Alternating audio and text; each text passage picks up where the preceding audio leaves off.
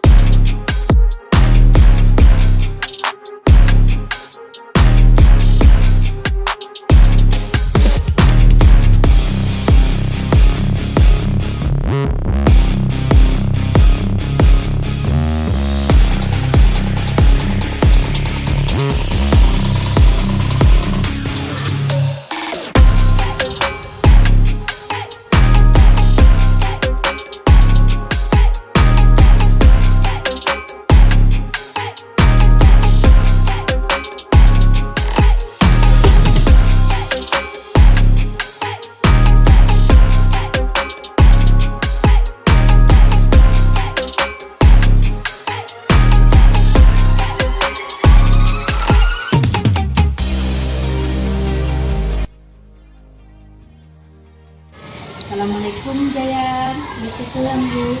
Jayan sudah jajan ya? Sudah Bu. Alhamdulillah. Jayan tahu tidak kenapa hari ini Jayan ikut tampil semua? Itu Tadi saat lagi ulangan, ibu melihat Jayan melihat jawaban teman. Tadi ada temannya di samping itu Kenzi. Itu apa tidak Jayan? betul Bu. Nah, baik. Meminta itu perbuatan yang baik atau tidak baik? Ya? Tidak baik Bu. Nah, baik. Setiap manusia itu pasti pernah berbuat salah ya. Begitu juga dengan ibu berbuat salah. Termasuk juga perbuatan Jayan yang lakukan tadi itu menyantai adalah perbuatan yang tidak benar. Jadi ibu mau membantu nih untuk mencari solusi supaya Jayan tidak menjadi lagi. Apakah Jayan setuju? Setuju Bu. Baik. Jayan pasti punya alasan kenapa Jayan menyantai. Karena tadinya tidak belajar Bu. Terus kenapa Jayan tidak belajar? Apakah Jayan main HP ataupun Jayan tidak bisa tidur? Betul Bu. Oke, baik. Berarti Jayan tidak belajar, makanya Jayan tidak bisa menjawab soal-soal ulangan tadi. Iya, betul atau tidak? Betul Bu. Nah, Jayan masih ingat nggak keyakinan kelas kita yang telah kita sepakati bersama di pertemuan awal? Ingat Bu. Nah, apa nih keyakinan kelas kita? Jujur dalam bertindak. Ya, jujur dalam bertindak. Jayan yakin tidak sifat jujur itu diperlukan dalam diri kita? Yakin Bu. Yakin. Sifat jujur itu baik ya untuk diri kita, nak ya. Baik kan? Baik Bu. Ya. Kalau Jayan sudah yakin, kira-kira apa yang harus Jayan lakukan supaya Jayan tidak menyantai lagi? Karena kan menyantai itu perbuatan yang tidak jujur. Belajar mengerjakan kemampuan ada Allah diberikan mudah kebiasaan. Ya, baik Jayan. Berarti Jayan sudah tahu ya apa yang harus Jayan lakukan supaya tidak menyantai lagi. Sekarang pertanyaannya, apa nih Jayan mau mengerjakan apa yang sudah Jayan katakan tadi? Mulai hari ini Bu. Baik, berarti mulai hari ini Jayan akan melakukan apa yang sudah Jayan katakan tadi kepada ibu, yaitu belajar mengerjakan semampunya, berdoa kepada Allah supaya kita diberikan kemudahan untuk menjawab semua soal-soal ulangan. Alhamdulillah, terima kasih Jayan. Ibu yakin Jayan itu bisa menjadi anak yang baik, yang soleh, dan patuh kepada orang tua. Terima kasih Jayan. Terima kasih Bu.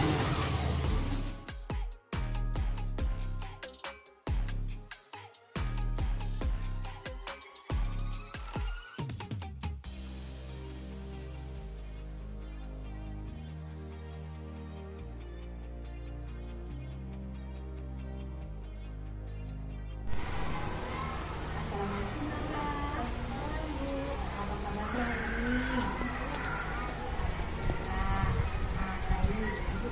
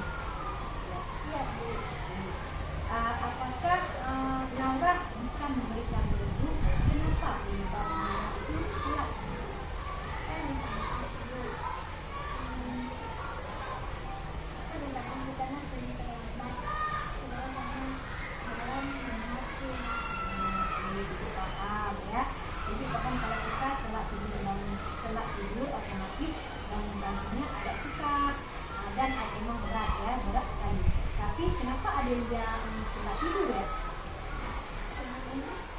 Main HP. Oh begitu, berarti Naura sedang telat tidur karena sibuk dengan main HP. Makanya Naura sering terlambat ke sekolah. Ya. Sekarang Naura tahu tidak? Masih ingat tidak? Apa kesepakatan kelas yang sudah Naura melanggar? Ya, apa itu? Tidak disiplin. Ya, tidak disiplin ya. Jadi Naura itu sudah termasuk melanggar peraturan yang sudah kita sepakati, yaitu tidak disiplin. Sekarang dari kebiasaan yang sudah Naura lakukan, Naura mau tidak kita perbaiki bagaimana memperbaiki kesalahan yang sudah Naura lakukan? Mau. Dengan cara bagaimana? Dengan cara tidak menjadi jahat. Ya, berarti Naura sudah tahu apa yang harus Naura lakukan, yaitu tidak.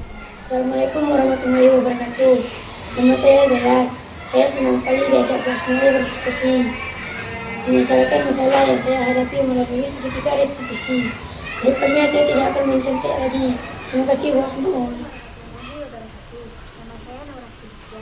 Saya sangat senang sekali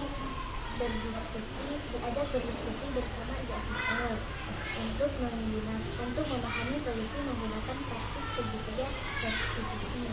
Dan kedepannya saya berusaha untuk tidak terlambat lagi datang ke sekolah. Terima kasih.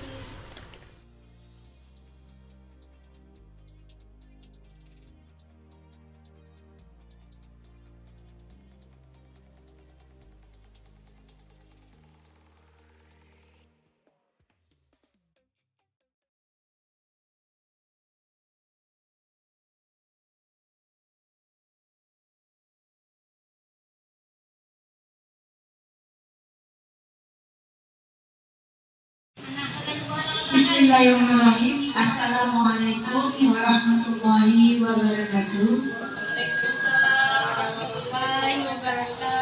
Puji dan syukur kepada Allah Subhanahu wa taala. Salawat dan salam kepada baginda Rasulullah sallallahu alaihi wasallam. Yang saya hormati Bapak Kepala Sekolah beserta staf Dewan Guru SD Negeri 3 Sini yang sudah berhadir pada hari ini di ruangan yang sangat sederhana ini. Baiklah, pada hari ini saya berkesempatan berdiri di depan Bapak dan Ibu, bukan karena ilmu saya yang sudah bertambah. Akan tetapi ada sedikit ilmu yang sudah saya dapatkan selama saya pendidikan di CGP Angkatan 10. Jadi saya ingin membagikan sedikit ilmu yang sudah saya dapatkan kepada Bapak dan Ibu sekalian, yaitu tentang modul 1.4 tentang diskriminasi budaya positif. Baiklah, pada hari ini masih pagi ya. Jadi mari kita sama-sama menyanyikan lagu tentang profil pelajar Pancasila. Dan saya yakin Bapak dan Ibu mungkin sudah pernah mendengar ya, dan mungkin juga sudah sering melakukan di kelas-kelas bersama peserta didik untuk menyanyikan bersama-sama peserta didik kita. Baiklah Bapak Ibu, sebelum kita mulai, Bapak Ibu berdiri sebentar. Kita nyanyi sama-sama ya.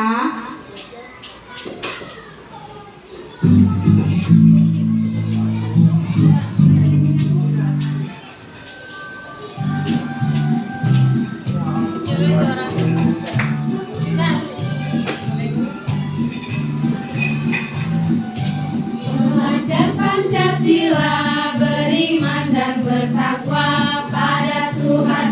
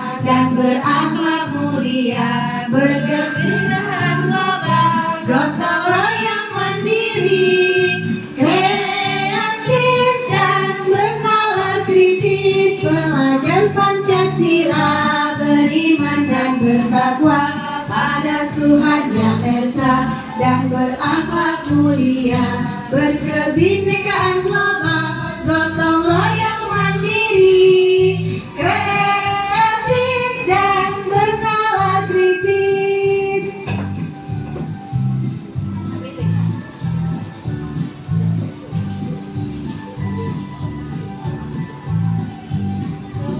Baik, terima kasih Bapak Ibu, boleh duduk kembali. Udah, sekarang kita akan melanjutkan slide berikutnya. Sebelum kita mulai, pasti Bapak dan Ibu sudah tahu apa itu budaya positif, iya kan? Ada yang bisa menjawab apa itu budaya positif? Budaya positif adalah suatu kebiasaan yang bernilai positif, di dalamnya mengandung sejumlah kegiatan yang mampu menumbuhkan karakter murid sehingga menjadi pribadi yang kreatif, penuh hormat dan bertanggung jawab. Iya, tepat sekali. Terima kasih Bu Linda. Nah, jadi kita sudah tahu ya, karena kegiatan budaya positif ini sudah sering kita lakukan sehari-hari. Contohnya, mungkin kita sering melakukannya pertama sekali saat kita menunggu siswa kita di depan kelas. Terlebih dahulu kita biasanya bagaimana Ibu? Kita salaman pada peserta didik kita saat memasuki halaman sekolah. Dan selanjutnya kita juga sering melakukan kegiatan membaca yasinan. Dan kegiatan yang sering kita lakukan juga seperti yang kita lakukan setiap hari Rabu, melakukan unjuk bakat, membaca yasin, itu juga termasuk ke dalam kebiasaan sekolah kita yang sudah kita jalani selama ini. Benar sekali, jadi budaya positif adalah suatu pembiasaan yang bernilai positif. Di dalamnya mengandung sejumlah kegiatan yang mampu menumbuhkan karakter murid sehingga menjadi pribadi yang kritis, penuh hormat dan tanggung jawab. Budaya positif di lingkungan sekolah hanya dapat menciptakan kerjasama dan konsistensi dari seluruh stakeholder yang ada di lingkungan sekolah. Jadi kita pada saat melakukan kegiatan tersebut harus ada kerjasama, bukan kita sendiri tetapi seluruh warga sekolah, dari siswa, guru, kepala sekolah dan seluruh perangkat yang ada di sekolah. Slide selanjutnya. Nah, ini contoh budaya positif yang sering kita lakukan sehari-hari ya. Di sini ada yang seperti saya bilang tadi, menunggu siswa di gerbang sekolah supaya siswa bisa tahu bagaimana mencerminkan akhlak ataupun budaya yang baik untuk memasuki halaman sekolah. Selanjutnya, nah sekarang kita akan bermain. Di sini ada cerita ya, jadi kita akan mencari tentang posisi kontrol ya. Di sini Anda dan teman, jadi nanti saya akan memilih 2 orang, terserah mungkin Bapak Ibu mau maju ke depan membantu saya dengan cerita seperti di atas, seperti di depan. Cobalah buka. Anda adalah mungkin ada kesediaan Bapak Ibu untuk maju ke depan. Ibu Nono, ya mari. Satu lagi, ada ibu-ibu yang bisa?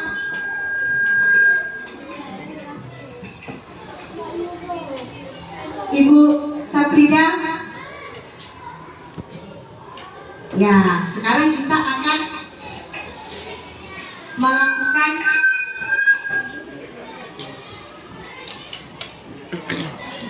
sesuai dengan skenario ya. Nah, sekarang cobalah buka Anda adalah A. Misalnya Ibu Nono, Ibu Nono adalah A. Ya, jadi tugas Ibu Nono adalah mengepalkan salah satu tangan. Nah, sudah Ibu Nono lakukan ya. Sekarang coba Anda bayangkan bahwa Anda menyimpan sesuatu yang sangat berharga di dalam kepalan tangan Anda. Sudah ya Bu Nonong ya? Selanjutnya Anda perlu menjaga benda tersebut sekuat tenaga Anda karena begitu pentingnya untuk kehidupan Anda. Nah, tugas yang kedua Ibu Saprida adalah mencoba dengan segala cara untuk membuka kepala tangan Ibu Nonong. Nah, sekarang Ibu Saprida bagaimana caranya membujuk Ibu Nonong? Apa menggoda, mengintimidasi, memarahi, menggelitik? Bagaimana lah? Ya, bagaimana caranya kepala Ibu Nonong itu bisa terbuka? Nah, ya. Boleh? Sudah bisa kita lakukan ya? Oke, ayo mari kita lakukan. Biasanya Bu Nonong yang menggoda ya. Ibu Saprida yang menggoda. Ya udah, kalau tidak boleh tunjukkan. Bagaimana? Ya, Saprida yang lepas. Udah. Bu Fida bagaimana?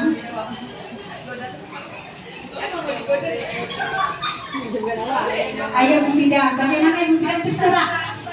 Ya, pokoknya jangan dipaksa buka, tetapi Ibu Fida dengan cara Ibu Fida. Nah, supaya tangan genggaman Ibu Nonong ini bisa terbuka lebar. Mau saya buka. Ah, bisa terbuka dengan sendirinya. boleh membujuk, boleh menghardik, Jangan boleh buka-buka. Jangan, nggak boleh. Ini kan penting buat saya. Kalau saya buka ke peserta nanti peserta tahu. Rayu. Jadi Nonong tahu nggak buka? Bisa. Jangan. Mau saya bersuruh. Kalau saya buka nanti saya tahu peserta tahu apa yang saya. Kan jadi rasa saya. Sampah udah. Kasih duit. Dia aja makan rapid, namanya makan bakso. Memang kalau saya jaga, benar-benar saya jaga boleh. Kalau saya nanti, kalau seandainya barangnya sama petugas, saya tak suka bagaimana? Enggak usah. Enggak usah. Kali ya buka. Ini betul-betul gini. Aduh, memang you gelitik, itu jahat ya. Ibu Fida sudah mengeluarkan secara mengeluarkan sekuat tenaga.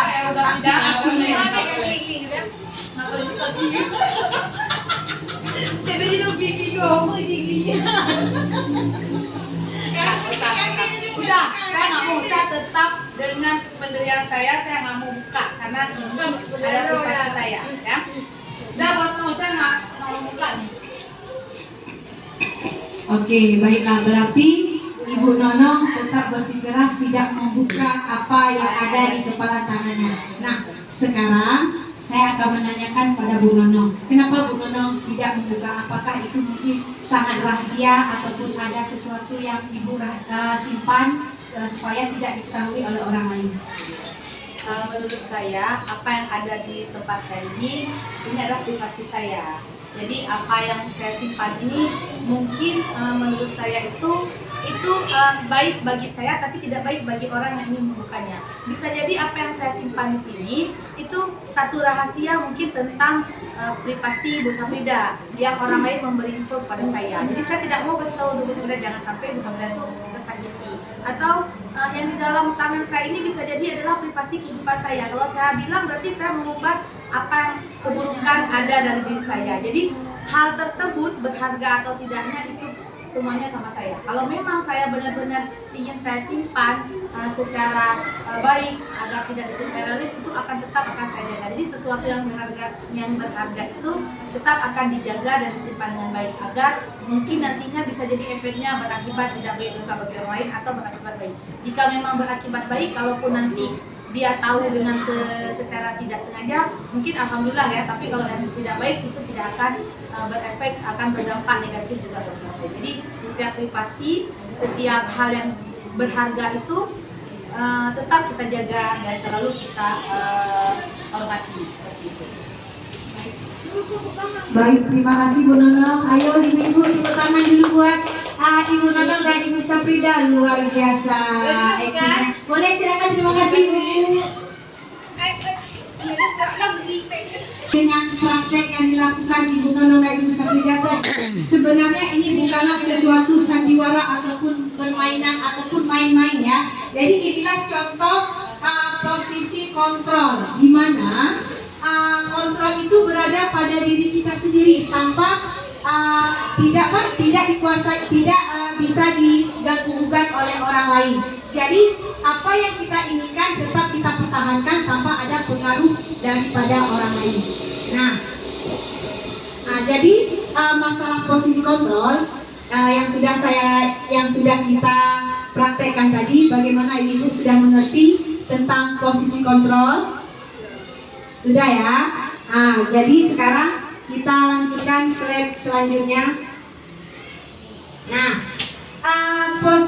teori kontrol yang seperti yang kita lakukan tadi, sekarang menurut Dr. William Glasser, posisi kontrol ini ada 4 ya. Jadi yang pertama, ilusi guru mengontrol murid, ilusi bahwa semua penguatan positif efektif dan bermanfaat, ilusi bahwa orang dewasa berhak memaksa, ilusi bahwa kritik dan membuat rasa bersalah mampu menguatkan karakter. Nah, tadi sudah kita lihat ya contohnya ya. Tetap kita dengan posisi kita mempertahankan apa yang kita pertahankan. Selanjutnya Ibu lanjut. Nah, disiplin positif. Nah, cara mengontrol diri dan menggali potensi diri untuk mencapai sebuah tujuan mulia, serta bertanggung jawab atas apa yang dilakukan yang berdasarkan pada nilai kebajikan. Nah, ini menurut Diana Gosen tahun 2001. Nah, tujuan disiplin positif di sini itu menanamkan motivasi pada murid untuk menjadi orang seperti yang mereka inginkan dan menghargai diri sendiri dengan nilai yang mereka percayai. Nah, terkait dari nilai kebajikan tadi, di sini ada nilai kebajikan universal ya, nilai kebajikan yang berlandaskan profil Pancasila. Ada berapa Bapak Ibu? 6. Ada berapa? 6. Ada 6. Bisa disebutkan? Beriman dan bertakwa kepada Tuhan Yang Maha Esa. Iya, selanjutnya Mandiri, bermimpi dengan global. Iya. Iya.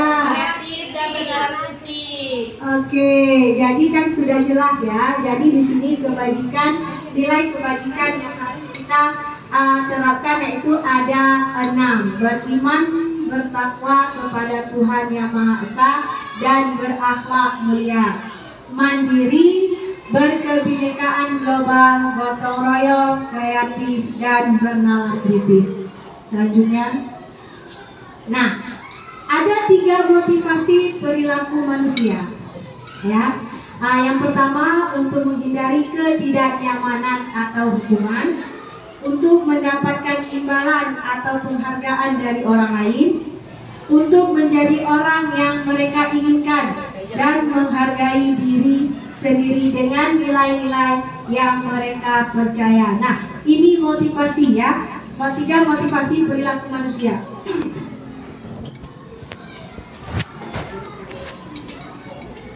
Nah, sekarang kita masuk ke keyakinan kelas.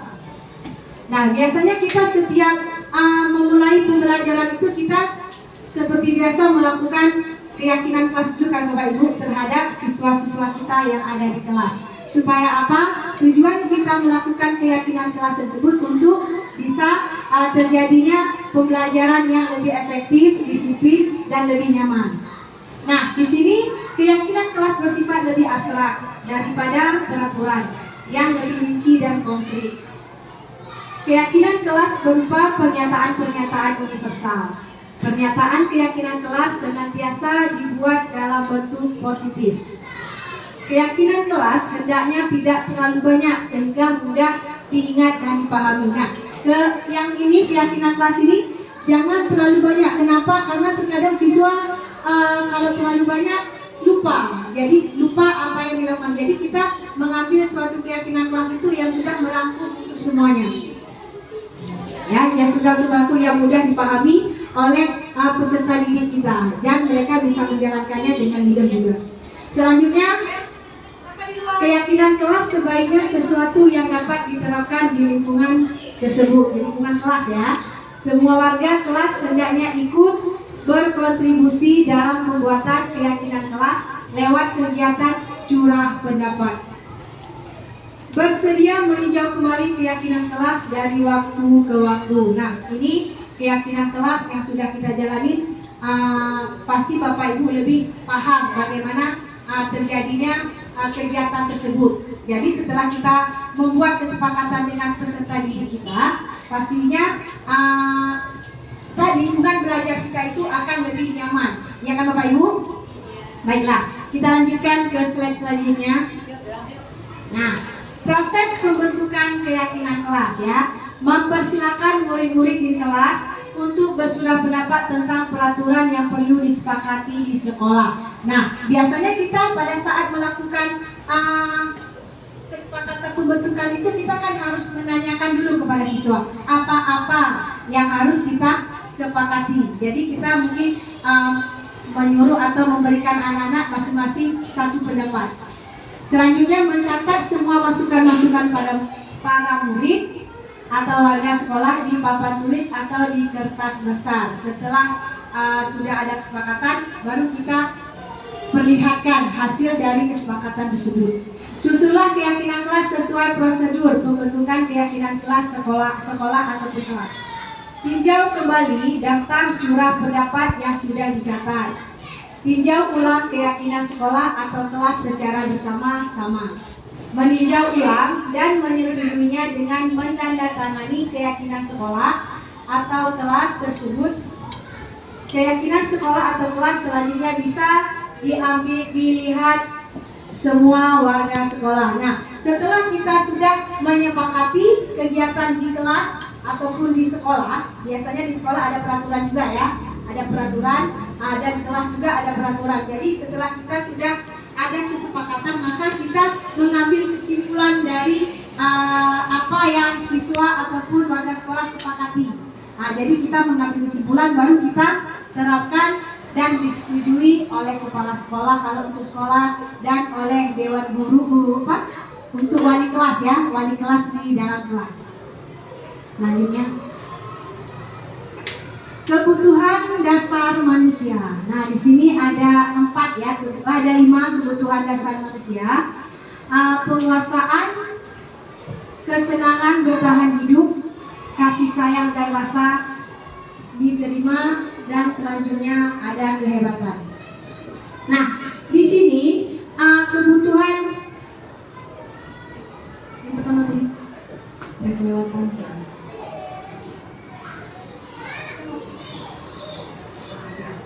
Nah, di sini kebutuhan dasar manusia, kebutuhan bertahan hidup ya. Jadi kebutuhan bertahan hidup ini kebutuhan yang bersifat biologis untuk bertahan hidup, misalnya kesehatan, rumah, dan makanan. Nah, kita untuk bertahan hidup kita juga membutuh makan. Kita juga harus menjaga kesehatan ya. Jadi tanpa itu semua kita tidak akan bisa bertahan. Buat apa makan aja tapi kita tidak menjaga kesehatan, sama aja. Buat apa sehat tapi kita tidak makan. Jadi semuanya itu adalah saling membutuhkan. Kasih sayang dan rasa diterima, kebutuhan untuk diterima. Nah, jadi rasa kasih sayang ini, kita ada rasa kasih sayang kepada siswa kita. Bagaimana rasanya itu kan bermacam-macam. Bermacam-macam, kita terkadang menasihati anak. Menasihati anak itu bukan berarti kita menghukum ataupun memarahi anak tersebut, tetapi kita karena rasa kasih sayang kita terhadap anak itu, makanya kita memperingati ataupun memberi nasihat kepada peserta didik. Kebutuhan ini termasuk kebutuhan psikologis, kebutuhan untuk disayangi dan diterima meliputi kebutuhan akan hubungan dan koneksi sosial. Nah, selanjutnya yang ketiga, penguasaan kebutuhan pengakuan atas kemampuan. Kebutuhan ini berhubungan dengan kekuatan untuk mencapai sesuatu, menjadi kompeten dan terampil. Yang keempat, yang keempat, kebebasan kebutuhan akan pilihan. Kebutuhan ini untuk bebas adalah kebutuhan akan kemandirian, otonomi, memiliki pilihan dan mampu mengendalikan arah hidup seseorang. Selanjutnya yang terakhir, kesenangan. Nah, di sini adalah kebutuhan untuk merasa senang. Kebutuhan ini menyangkut kesenangan. Jadi kesenangan ini ada bermacam-macam. Kita bisa ketawa, ya, membaca permainan. Pokoknya bermain dan tertawa. Jadi untuk melepaskan segala mungkin ke unek-unek ataupun mungkin selama belajar kita agak terlalu terbebani dengan pelajaran, jadi situlah kita saatnya untuk relax ya. Jadi kita bisa relax, mengeluarkan apa yang sudah kita rasakan selama pembelajaran ini. Jadi biar lebih happy lagi, lebih fresh ya.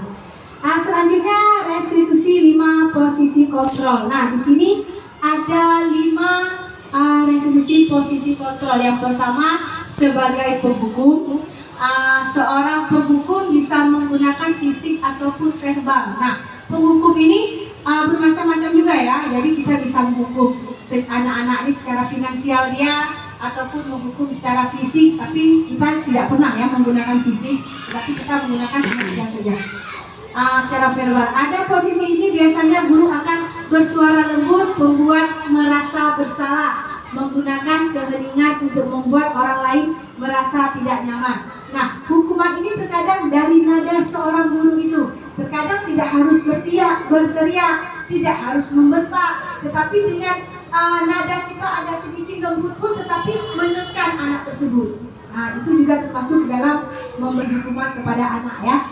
Penghukum membuat anak itu merasa bersalah dengan tekanan dari nada kita saat memberi menggunakan keheningan dan membuat orang lain merasa tidak nyaman. Nah, selanjutnya sebagai teman, guru pada posisi ini tidak akan menyakiti murid, namun akan tetap berupaya mengontrol murid melalui persuasi.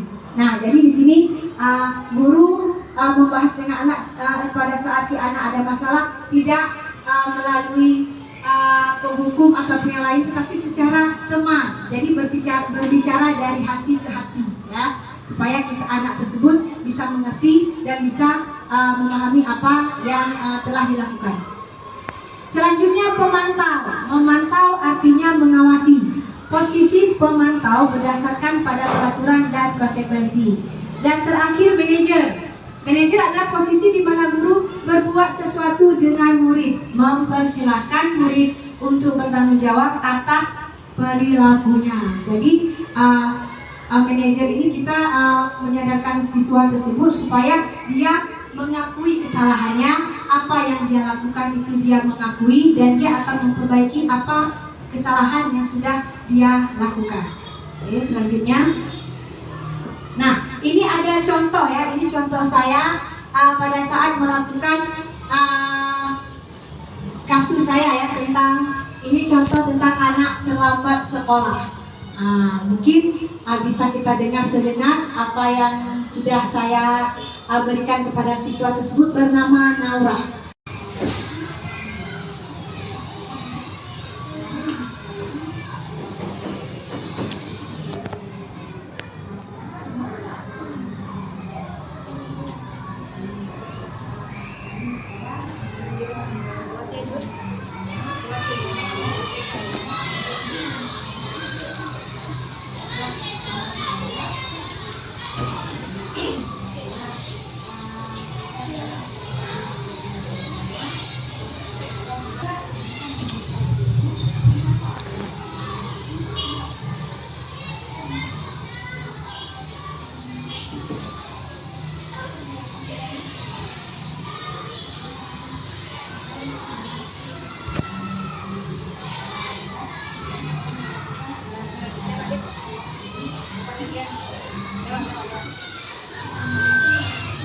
Nah, di sini tadi melalui percakapan saya dengan Naura, si Naura ini terlambat ke sekolah. Jadi saya sebagai manajer menyelesaikan kasusnya Naura supaya Naura bagaimana caranya Naura ini tidak terlambat lagi ke depannya atau esokan harinya tidak terlambat lagi ke sekolah. Nah, dari paparan saya hari ini mungkin ibu bapak ibu sudah paham dan sudah mengerti dari penjelasan saya. Mungkin tidak ada dari bapak ibu yang mau memberikan refleksi dari pemaparan saya hari ini. Ibu. Saya rasa kalau untuk isi buku itu memang harus kita terapkan terus supaya anak-anak menjadi anak yang berkarakter dan memiliki disiplin yang tinggi sehingga menjadi anak-anak yang lebih baik. Ya baik, terima kasih Bu Aisyah, yang benar sekali ya. Ini sangat penting kita terapkan di sekolah supaya tujuan kita untuk membentuk anak-anak kita itu lebih kreatif dan berkarakter ya, itu yang sangat penting. Terima kasih Bapak dan Ibu atas kesempatannya hari ini dan terima kasih juga sudah mau hadir pada kegiatan saya hari ini. Saya ucapkan terima kasih. Assalamualaikum warahmatullahi wabarakatuh.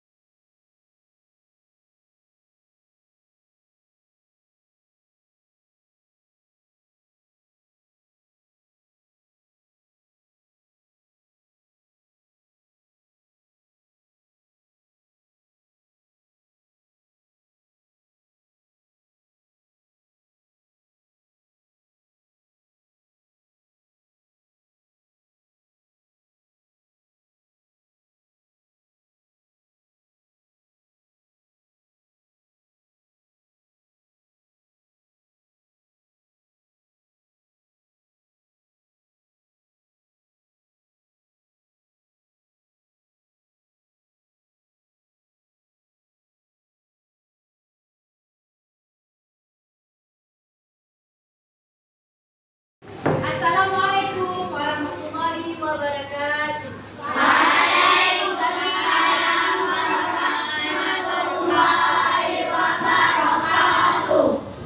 Pagi anak-anak. Apa kabarnya hari ini? Baik. Oke. Hari ini adalah hari pembelajaran PJOK ya. Jadi sebelum kita memulai pembelajaran, terlebih dahulu kita harus membaca doa dulu. Supaya apa? Supaya kita pintar, supaya wawasan kita lebih luas. Oke? Siapa biasanya yang memimpin doa?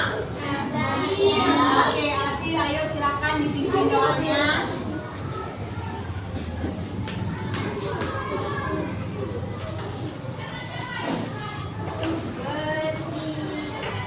Doa yang berdoa ini. Berdoa dimulai.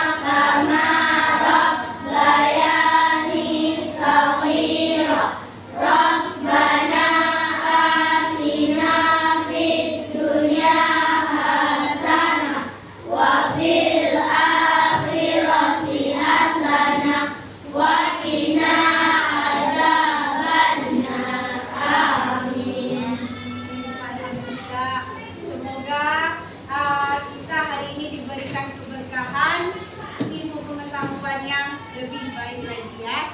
Baiklah, hari ini bagaimana hari ini? Anak-anak ibu ada yang tidak datang hari ini? Hadir semua ya?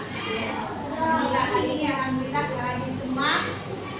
Ibu kan ini membuat kita hari ini akan belajar tentang kesepakatan kelas ataupun keyakinan kelas yang akan kita lakukan di kelas, khususnya untuk kelas kita.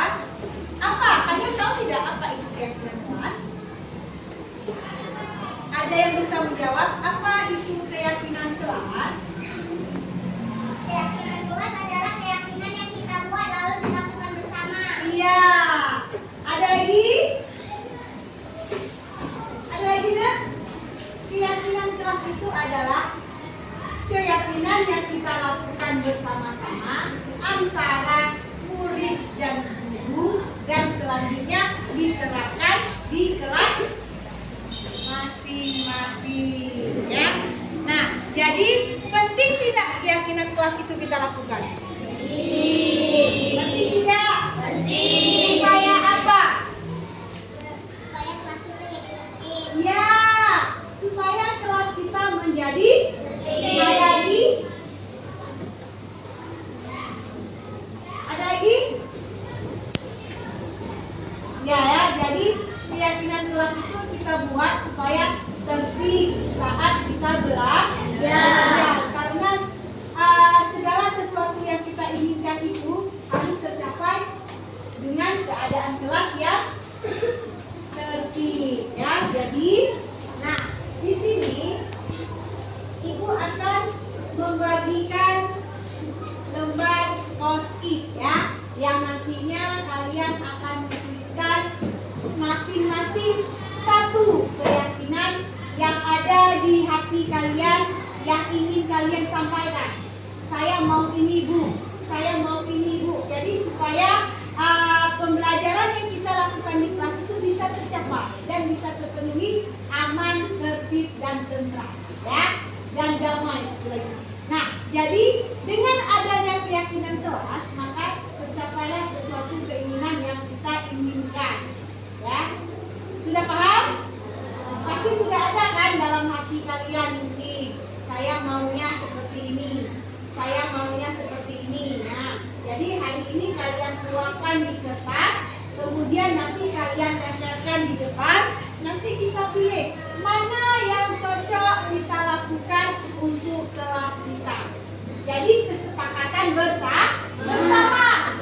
Kalian sepakat, guru sepakat, jadi kita ambil kesepakatan tersebut menjadi satu keyakinan untuk kelas kita. Paham ya?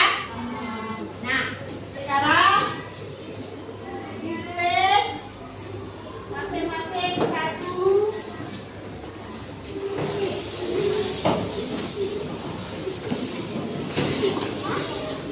Ditulisnya di yang tidak ada lem ya, yang tidak ada lemnya, lemnya di belakang supaya kita bisa tempel di depan nanti.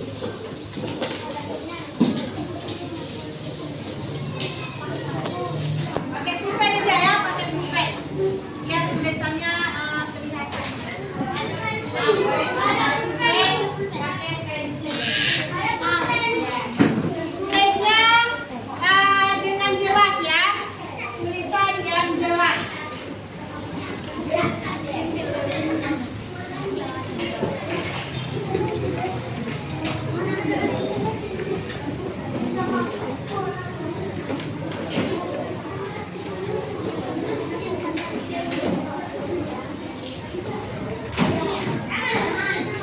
Nggak usah tulis nama, tidak bisa ditulis nama, nama juga kita kasih kesepakatan. Jadi siapa aja boleh berpendapat. Terserah mau buat apa ya, bebas ya, bebas. Nanti kita ambil mana yang cocok, baru kita sepakati. Nah, buat dengan tulisan yang jelas, bisa dibaca, dan bisa dipahami. Yang mudah-mudah, jangan yang susah-susah. Yang mungkin yang keseharian kita lakukan. Ya, jadi yang keseharian kita lakukan selama di kelas. Jadi kesepakatan inilah yang akan kita terapkan nantinya saat pembelajaran kita mulai.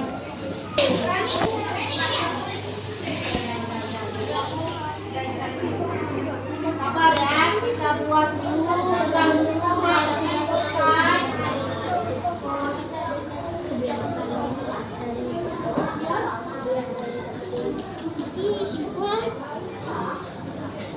apa aja boleh.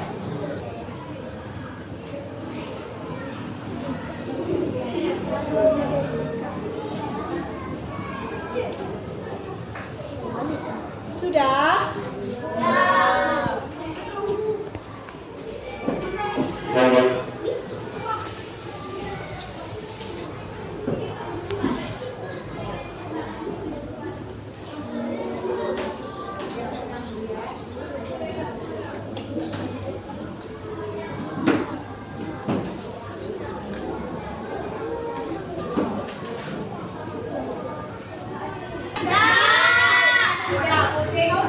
Tidak usah ditulis nama. Jadi ini kan, oh ya boleh sama juga boleh, tapi satu waktu jangan sama. Apa-apa dimintekkan. Udah, itulah kayak ada udah. Udah siap? Ayo sekarang deretan sebelah sini, tempel dulu. Deretan sebelah sini dulu, sebelah sini dulu. Nah, tempel.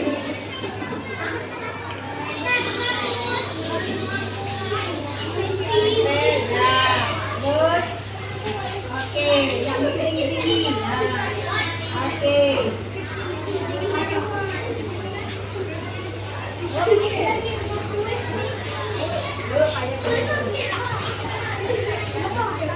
Udah, sebelah sini.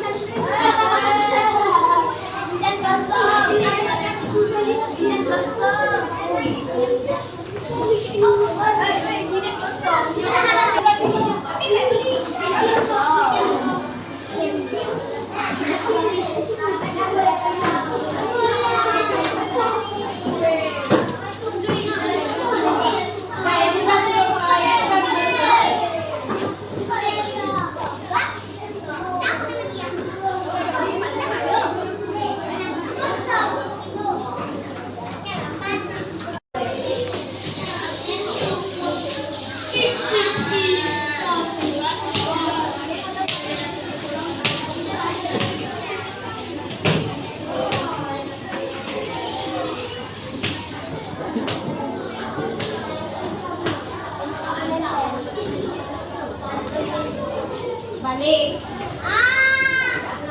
Udah? Nah, sekarang coba duduk kembali.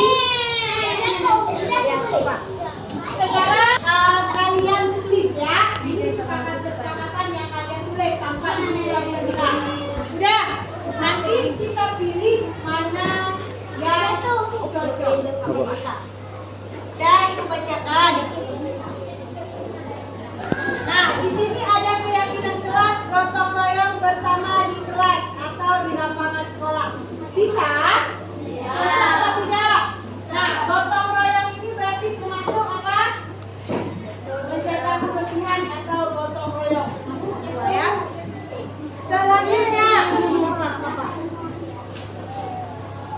Selanjutnya, nah di sini juga ada gotong royong. Kita ambil lagi. Mau menolong, nah tolong menolong ya, membantu teman termasuk ke dalam tolong menolong. Tidak boleh jalan-jalan dan tidak boleh berbicara. Nah, bisa kita ambil apa tidak? Bisa. Tidak boleh jalan, tidak boleh ngomong.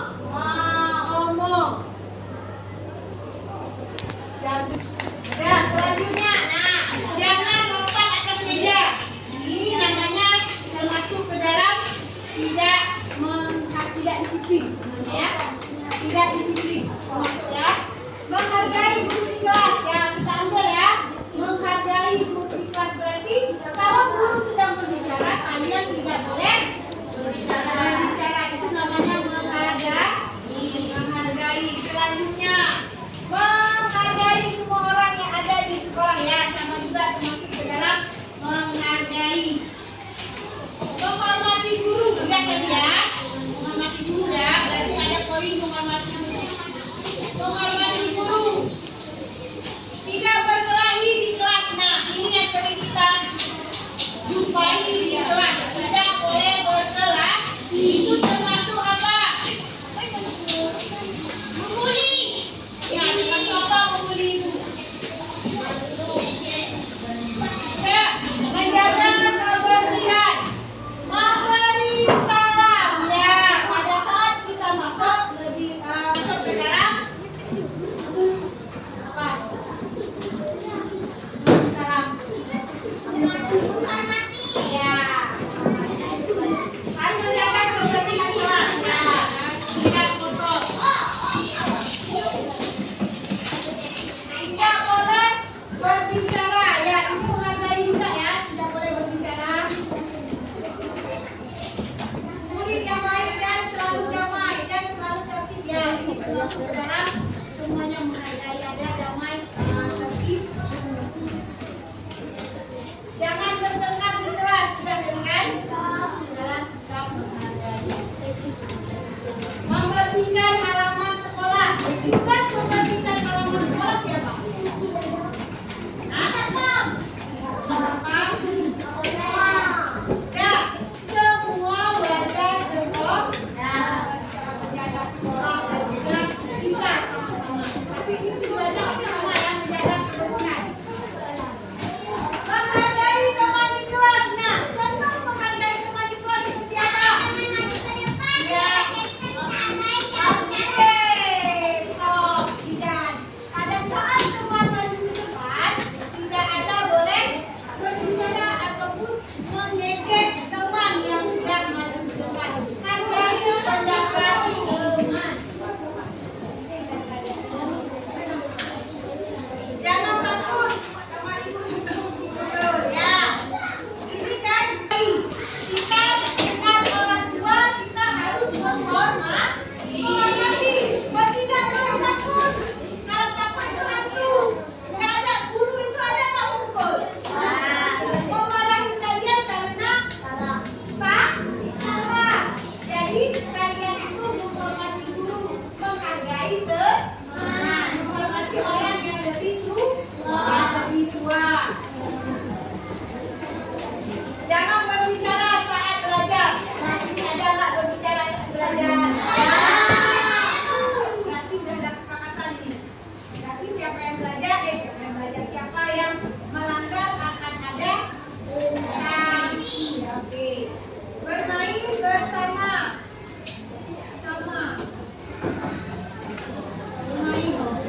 Bermain kelas boleh ya, bermain kelas. Melakukan piket ya, melakukan piket sesuai dengan jadwal piket yang sudah ditentukan. Jadi lakukan tugas sendiri masing-masing.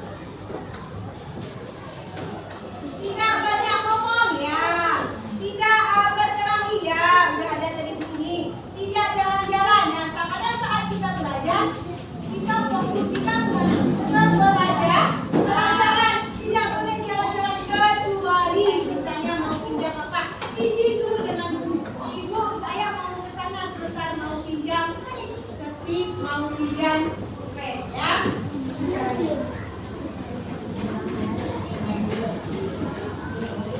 Bersih ya, wangi.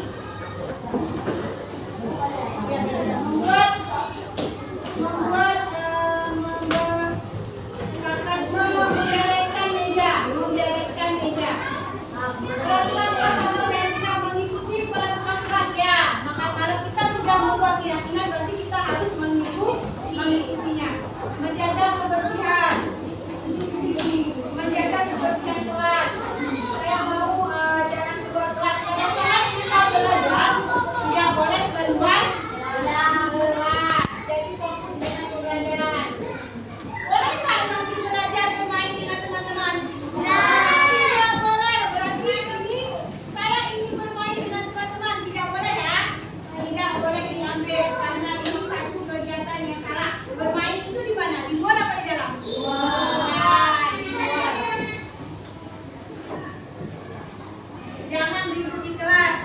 lagi.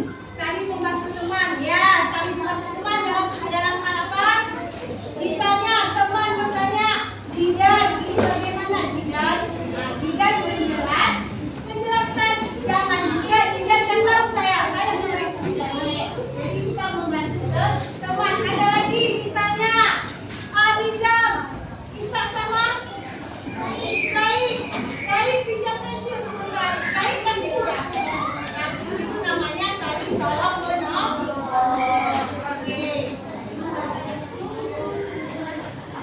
Membersihkan kelas, menjaga kebersihan, jangan jalan-jalan di kelas, tidak banyak ngomong. Menjaga kebersihan tiket kelas, tidak berkelahi, membuang sampah termasuk bersihan ya. Nah, berarti intinya dari sini yang itu pertama menghargai, kedua disiplin, ketiga apa? Gotong royong. Satu lagi apa? Tidak berkelahi masuk kemana? Ya, menjaga kebersihan.